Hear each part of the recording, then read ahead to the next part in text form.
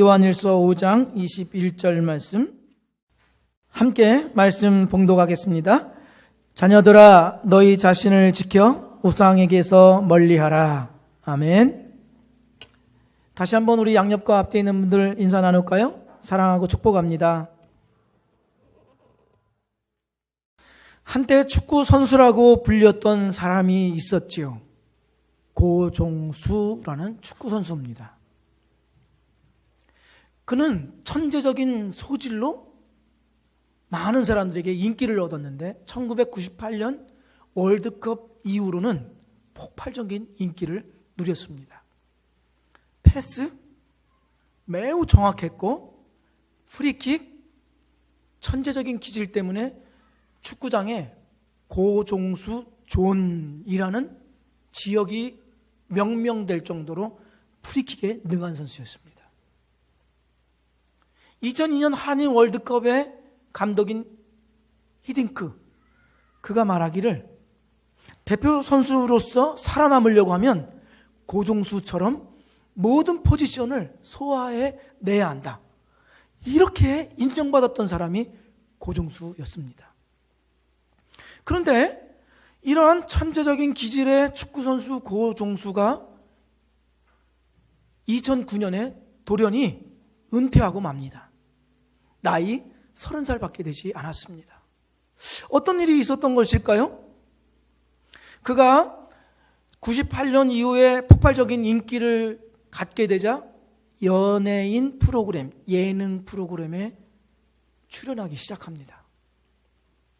그와 더불어서 축구 연습량이 줄어들죠. 축구 연습량이 줄어든 가운데 경기를 하게 되면 부상을 당하게 되죠. 잦은 부상이 일어나게 됩니다. 그리고 나서는 축구가 자기 마음대로 되지 않으니까 선수들 간의 불화로 인해서 조화를 이루지 못하게 됩니다. 이런 일련의 사건들이 계속 거듭되자 그는 30살인 2009년에 은퇴를 선언합니다. 그리고 나서 축구를 잘한다고 하는 후배들에게 이렇게 얘기합니다. 축구 연습하는 것이 어렵다고 해서 다른 데에 눈 돌리지 말고 그 어려울 때일수록 자기의 연습량을 충분히 해나가야 한다. 그렇게 되면 지금은 잠시 어렵고 무엇인가 뚜렷하게 실력 향상이 되지 않지만 어느 순간인가 실력 향상이 될 수 있다. 이렇게 조언을 해주죠. 아마 그는 여기에다가 무엇인가를 덧붙이고 싶은 말이 있었을 것이라고 생각이 됩니다. 그래야 나처럼 풍운하로 축구 인생을 끝마치지 않게 된다. 이랬을 거라고 생각이 됩니다. 마찬가지로 우리 신자들 역시 우리가 지켜가야 하고 우리가 있어야 될 그 자리에 있지 않으면 신자의 정체성을 잃어버리게 됩니다. 우리가 분명히 하나님으로부터 사랑을 받은 자고 부름받은 자요 세상을 향해 보냄받은 자인데 이러한 사실을 잃어버리는 그러한 자리들이 얼마든지 있을 수 있다는 것이죠. 그렇다고 한다면 우리가 이러한 부름과 보냄의 의식을 잃어버리지 않기 위해서는 하나님께 집중해야 합니다. 하나님께 집중해야 그 확신을 갖고 내가 사랑받는 자고 세상을 향해 보냄받은 자라고 하는 이 의식, 이 삶, 이 사명을 이루어 갈 수가 있는 것이죠.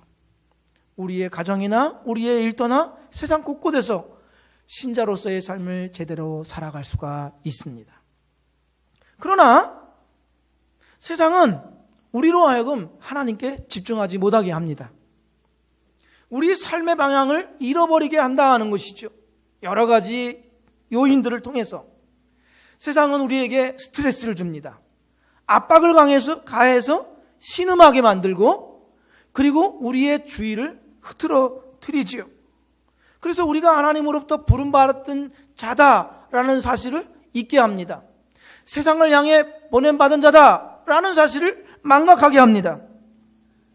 그래서 오늘 사도 요한이 21절에서 그 말씀을 하고 있는 것입니다. 21절에 뭐라고 기록되어 있죠?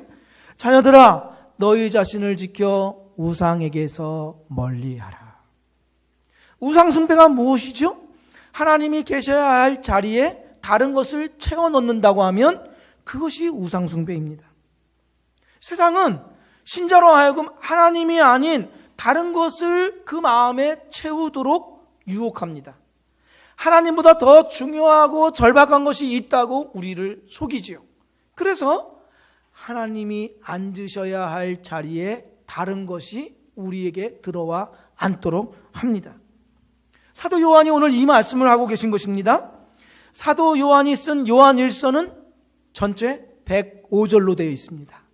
105절. 그런데 104절까지는 사도 요한이 쭉 이야기하다가 105절에 와서 오늘 21절에 전혀 뭔가 이렇게 조화를 이루지 못하는 이야기를 합니다. 우상을 멀리하라 이렇게 이야기하죠. 그러면 우리는 이런 생각을 가질 수가 있습니다. 뭔가 조화를 이루지 못하는 이 말씀이 사도 요한이 지금까지는 어떤 이야기를 했지만 다른 주제를 이야기하려고 5장 21절을 말씀하는가 보다 이렇게 생각할 수 있죠. 그러나 이것은 뭔가 전체적인 문맥과 조화를 이루지 못하기 때문에 생뚱맞아 보이기까지 해요. 그러면 우리는 이런 생각을 다시 할 수 있습니다. 지금까지 한 이야기를 5장 21절에서 사도 요한은 요약하고 있는 것이 아닌가라는 생각을 해볼 수가 있습니다. 그러면 전체적으로 지금까지 사도 요한이 그의 자녀들, 신자들을 향해서 뭐라고 말씀하시는지 보십시오. 제가 3가지로 요약할 수가 있습니다. 그것은 첫 번째로는 사도 요한이 신자는 빛 가운데 행하여야 한다. 이걸 이야기했죠. 두 번째로는 하나님을 알면 자연스럽게 거룩한 삶을 산다. 세 번째로는 빛된 삶은 그리스도처럼 형제를 위해 희생하는 삶을 산다. 이것이 사도 요한이 전체적으로 지금까지 얘기했던 것의 요약입니다. 그러면 마지막 21절을 지금 이 3가지 말을 요약한다고 한다면 이런 얘기가 되는 것입니다. 빛 가운데 행하고 거룩한 삶을 살고 형제 사랑하라고 하는 이 말과 동일하게 이퀄 우상에게서 너희 자신을 멀리하라. 똑같은 말이 되는 겁니다. 달리 말하자면 우상 숭배는 지금까지 사도 요한이 말하는 빛 가운데로 행하고 거룩한 삶을 살고 형제 사랑의 삶을 살라고 하는 것을 순종하지 못하게 하는 행위이니 멀리하라. 이렇게 말씀을 하는 것이지요. 그러니까 우상 숭배는 신자다운 삶을 살지 못하게 방해한다고 지금 사도 요한이 우리에게 경고하고 있는 것입니다. 자, 보십시오. 세상은 우리에게서 하나님으로부터 눈을 떼어 세상을 주목하게 합니다.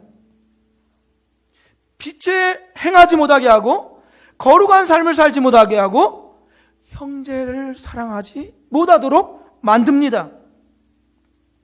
세상을 주목하게 하니까. 그것이 유혹이든 협박이든 아니면 우리들로 하여금 고통이나 슬픔을 주어서라도 하나님이 아닌 우리 마음에 세상 것들로 가득 채우게 유혹한다 하는 것이죠. 여러분과 제가 어떻습니까? 그렇지요. 우리의 눈을 돌려서 세상 것들로 채우도록 유혹을 받습니다. 의식하든 의식하지 못하든. 그래서 청교도 목사인 존 플라벨 목사님은 뭐라고 이야기했냐면 죄와 사탄은 우리가 행하는 거의 모든 일을 백지 상태로 돌려버린다.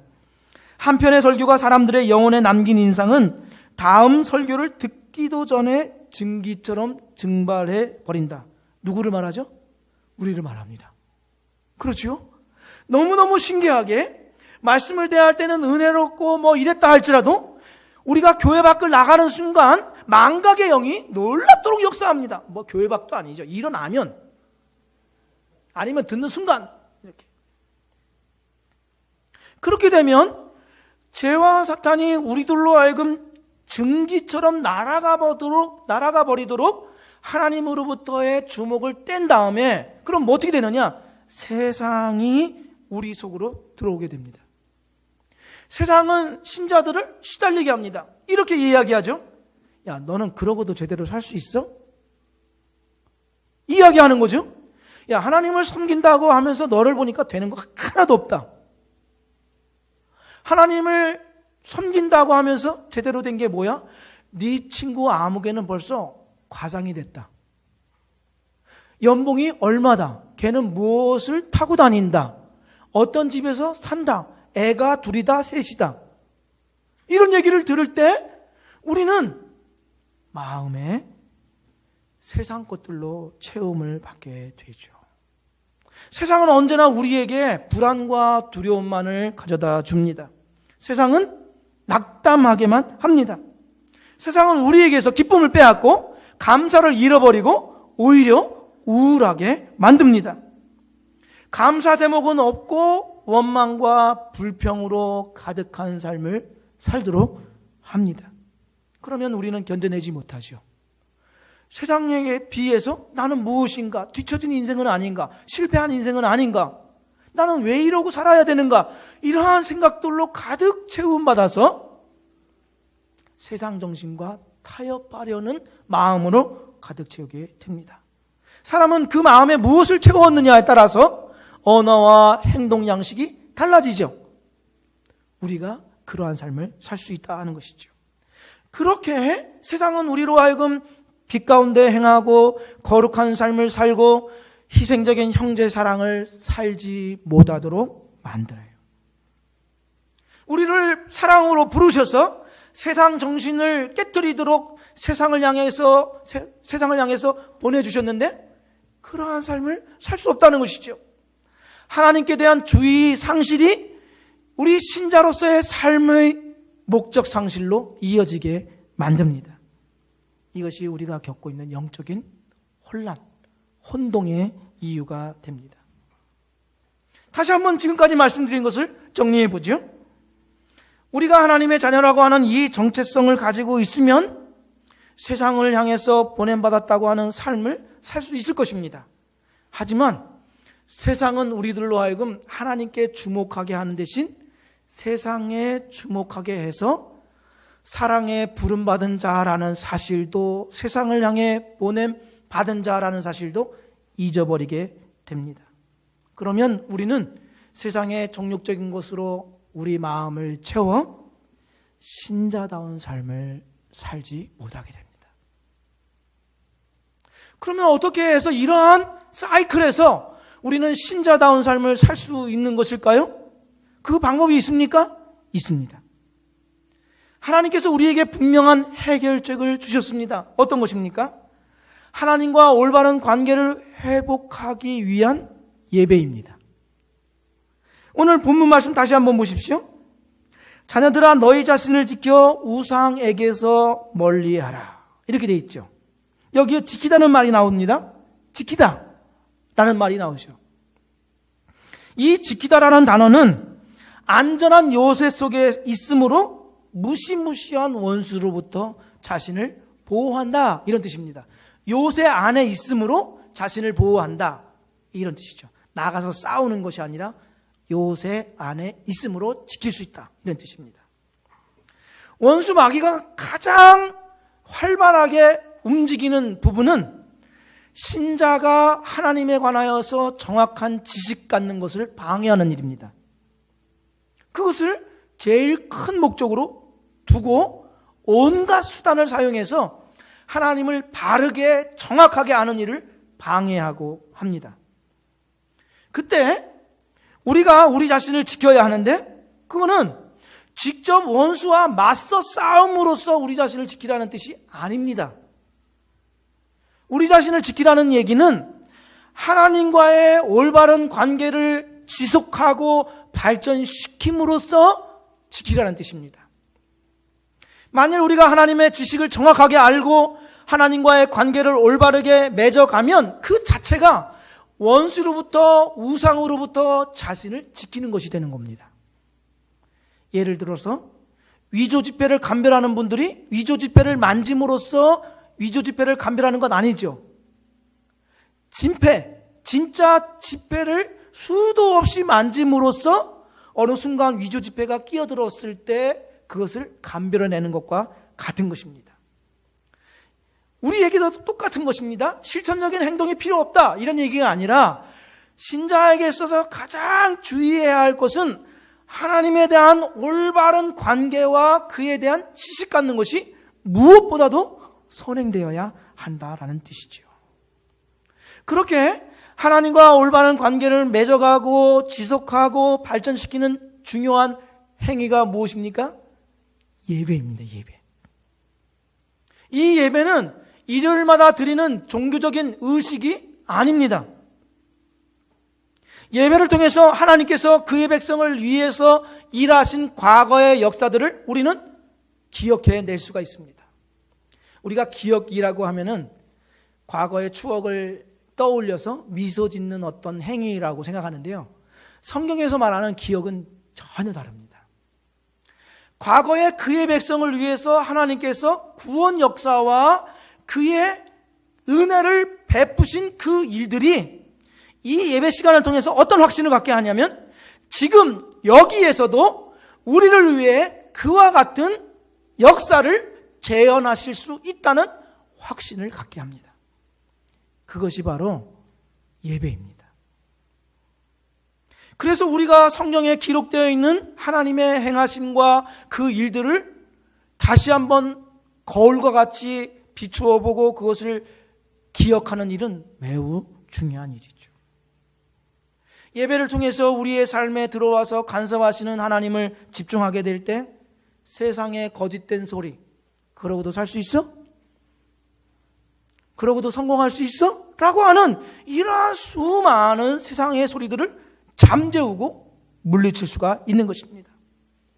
우리 삶의 방향을 헷갈려 하지 않고 신자다운 삶을 살 수 있다는 것이죠.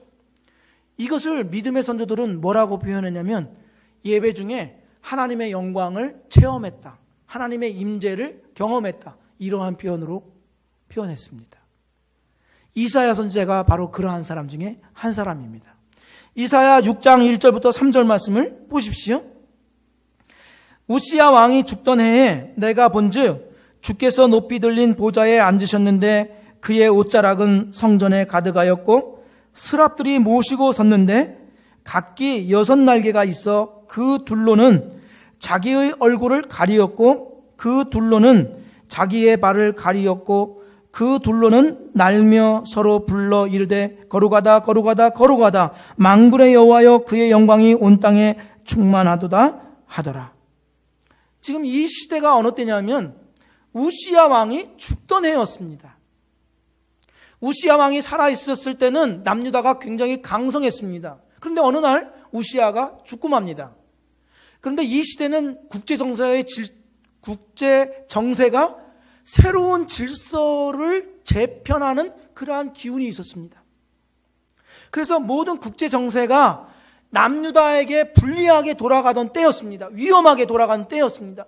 그랬는데 방패 마귀와 같았던 우시야 왕이 죽자 이사야 선지자가 암담한 것입니다. 과연 이 나라의 운명은 어떻게 될 것인가?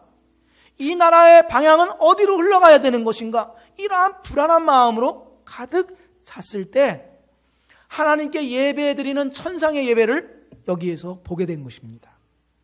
그때 하나님께서 이러한 말씀을 들려주시는 것입니다. 남유다의 진정한 왕은 누구냐? 인간 왕이냐? 나이냐? 모든 나라의 흥망성쇠, 나라를 세우기도 하고 패하기도 하는 자는 누구냐? 내가 아니냐? 온 우주 만물을 주관하는 자는 누구냐?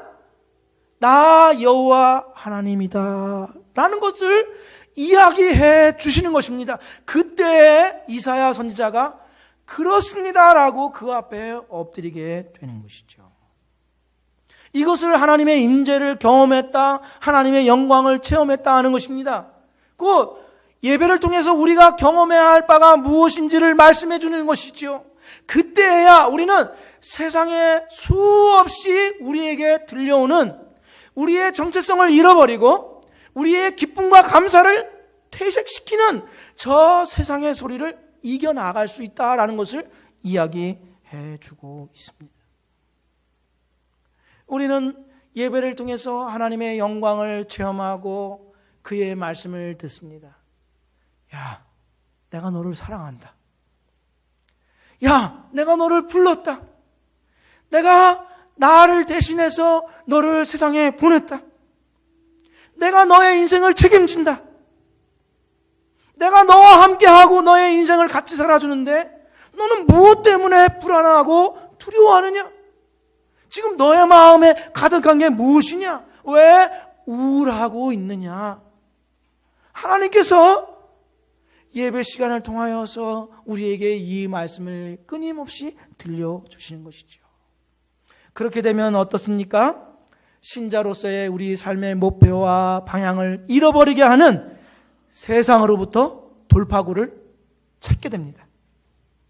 우리는 하나님의 사랑을 받는 자고 세상을 향해 보냄받은 자라고 하는 이 의식으로 다시 한번 헌신하고 결단하게 되는 것이죠.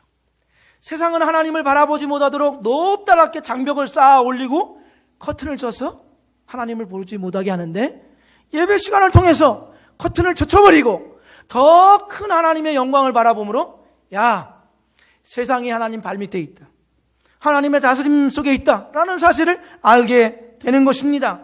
그래서 절망이 소망으로, 감사로 바뀌게 되는 것이죠. 우리의 헛된 야망이 참된 비전으로 바뀌는 역사가 일어나는 것입니다. 모호했던 삶의 방향이 분명한 삶의 목표로 구체화됩니다. 하나님께 대한 주의 집중이 삶의 목적 집중으로 이어지게 되는 것입니다. 이러한 은혜가 우리에게 있기를 주의 이름으로 축복드립니다. 예배는 바로 그러한 것입니다. 세상은 돈과 권력과 정욕으로 우리를 채워서 신자된 삶을 살지 못하고 감사를 잃어버리고 기쁨을 잃어버리는 그러한 자로 살아가도록 유혹하지요. 그러나 예배를 통해서 우리는 성령의 세계, 영의 세계, 하나님의 나라를 보도록 합니다. 시공간을 뛰어넘어서 하나님의 영광을 바라보게 하지요. 예배를 통해서 하나님이 어떠한 분이신가 더 높은 알매 단계로 나아갑니다. 그리고 우리 자신을 알게 되지요. 하나님을 집중하는 가운데 하나님을 더욱 닮아가게 됩니다. 예배가 바로 그런 뜻이 있습니다. 예배가 영어로는 워십이죠. 워십. 이 워십이라는 단어는 고대 영어 worth라는 가치를 말하는 단어와 shape, 모양 혹은 형성하다라는 그 단어가 합성돼서 워십이라고 되어 있습니다. 그러니까 가치 있는 대상을 닮아가다, 그 모양대로 형성되다, 이런 뜻입니다. 가치 있는 대상, 그 대상을 예배할 때 그 예배 대상을 우리는 닮아가게 되어 있는 것이죠. 예배를 통해서 하나님을 닮아갑니다. 그러기에 예배를 통해서 하나님을 찬양하고 예배를 통해서 하나님을 닮아갑니다. 예배 외에 다른 방법은 있지 않습니다. 다른 곳으로는 하나님을 알거나 우리 자신을 알 수 있는 길이 있지 않아요. 다른 곳으로는 세상과 맞서 싸울 수 있는 힘과 능력을 얻을 길이 없습니다. 예배 없이, 하나님께 진정으로 자신을 드리는 예배 없이 세상을 향해 보냄받은 자로 산다? 그런 일은 있을 수가 없습니다. 제가 여기서 말씀을 드리고 싶습니다. 교회 학교에서 봉사하는 분들, 교회 학교에서 예배 드리는 것으로 자기 예배 드렸다고 생각하는 사람들이 있습니다. 아닙니다. 자기를 속이는 일입니다. 제사장이 속죄의 제사를 드리기 전에 자기를 위한 피의 제사를 먼저 드렸습니다. 속이지 말아야 합니다. 자신을 온전하게 하나님 앞에 예배 드리는 일에 힘써야 합니다. 예배는 신자에게 이와 같이 중요합니다. 그런데 예배를 드리지 못하면 단지 하나님의 영광을 임재를 경험하지 못했다. 신자로서 신자답지 살지 못한다. 감사가 없어지고 원망만 늘어났다. 기쁨이 사라졌다. 이러한 정도가 아닙니다. 예배를 드리지 못한다면, 하나님께 진정한 예배가 없다면 거짓 것을 숭배한다고 되어 있습니다. 사사기 2장 10절 말씀을 보십시오. 사사기 2장 10절 말씀에 보시면, 그 세대의 사람도 다 그 조상들에게 돌아갔고 그 후에 일어난 다른 세대는 여호와를 알지 못하며 여호와께서 이스라엘을 위하여 행하신 일도 알지 못하였더라. 자, 우리 개역 개정에는 이렇게 되어 있죠. 그리고 다른 영어 성경에도 didn't know라고 되어 있습니다. 하나님을 알지 못한다 이렇게 되어 있습니다. 그런데 리빙 바이블에서는 이 표시를 보시면 did not worship 여호와 이렇게 되어 있습니다. 그들의 하나님으로서 여호와를 예배드리지 않았다 이렇게 되어 있습니다. 사람이 하나님께 예배드리지 않았다 이렇게 되어 있습니다. 하나님을 안다 모른다 뜻이 아니라 하나님을 자기들의 하나님, 자기들이 경배할 자들로 예배드리지 않았다 이런 뜻입니다. 출애굽한 1세대 이스라엘 백성이 다 죽고 나자 그 다음 세대가 되어야 할 이스라엘 자손들이 하나님을 예배드리지 않았다 이렇게 얘기죠. 그리고 나서 어떻게 됐는가 보십시오. 그리고 나서 사사기 2장 11절에 이렇게 되어 있습니다. 이스라엘 자손이 여호와의 목전에 악을 행하여 바알을 섬기며. 그런데 영어 성경에는 어떻게 됐냐면 then 이렇게 되어 있습니다. then. 그리고 나서 악을 행하고 served the Baals 이렇게 되어 있습니다. 하나님을 자기들의 하나님으로 예배드리지 않게 되자, 그리고 나서 그러자 악을 행하고 바알을 예배했다 이렇게 되어 있습니다. 무슨 뜻입니까?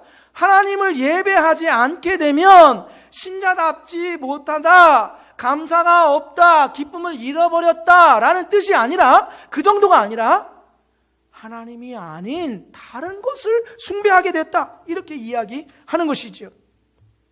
이스라엘 백성이 그랬다는 것입니다. 그렇게 되자 그들이 하나님의 백성으로 어떻게 가나안에 오게 되었는지, 가나안에서 어떻게 삶을 살아야 될지를 까마득하게 잃어버린 채 자기들의 정욕으로, 바알이 주는 정욕으로 살게 되었다. 하나님의 다음 세대가 되어야 할 그들이 하나님과 다른 세대가 되었다. 성경이 이렇게 증언하고 있습니다. 그러니 신자로서 가장 먼저 앞서 행해야 하고 헌신해야 할 부분은 예배의 헌신자가 되어야 하는 것입니다. 세상에 나아가서 주님 나라를 외치기 전에, 세상에 나아가서 사랑을 실천하기 전에, 세상에 나아가서 신자로서 빛된 삶을 살아가기 전에 예배의 헌신자가 되어야 기쁨이 넘치고 감사가 회복되고 신자로 세상을 향해 보냄받은 자로서 살 수 있다. 사도 요한은 그것을 우상을 내게서 멀리하라 그렇게 말씀하고 있는 것입니다. 미국 샌프란시스코에 사탄 제일 교회가 있습니다. 어떤 교회가 있다고요? 사탄 제일 교회. 이 교회는 안톤 라베이라는 사람에 의해서 1960년대에 세워졌습니다. 이 교회는 24시간 신도들이 기도합니다. 24시간 기도하는데 기도 제목은 단 2가지. 모든 목회자들의 타락과 모든 가정들의 파괴, 이것만을 위해서 사탄을 숭배하며 기도합니다. 그것을 통해서 세상에 영향을 끼치려고 하고 있습니다. 그렇다면 예수님의 손과 발의 연장인 교회, 우리는 무엇에 헌신해야 될까요? 가장 먼저 세상을 변화시키기 전에 하나님이 누구신지, 우리가 누구인지 그것을 아는 예배 시간에 헌신되어야 합니다. 그래야 무엇으로도 요동하지 않는 하나님의 백성으로 세상과 맞짱 뜨는 삶을 살 수가 있는 것입니다. 그래야 예수 그리스도만이 주님이며 다른 것은 다 주님이 될 수 없다고 하는 이 담대한 선포를 할 수가 있는 것입니다. 세상을 보십시오. 두려움과 불안과 염려의 영으로 가득 차 있습니다. 그들은 모두 다 패배의식과 무기력 가운데 살아가고 있지요. 다른 사람들을 해치지 않으면, 다른 사람의 우위에 있지 않으면 자신들은 살아갈 수 없다고 하는 그런 이상한 믿음을 갖고 있습니다.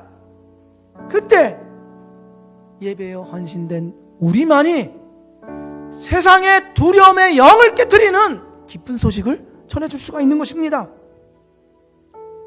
하나님으로부터 채움 없이 세상을 향해 나눔이란 없습니다. 여기 있는 모든 우리들이 참된 예배를 회복함으로써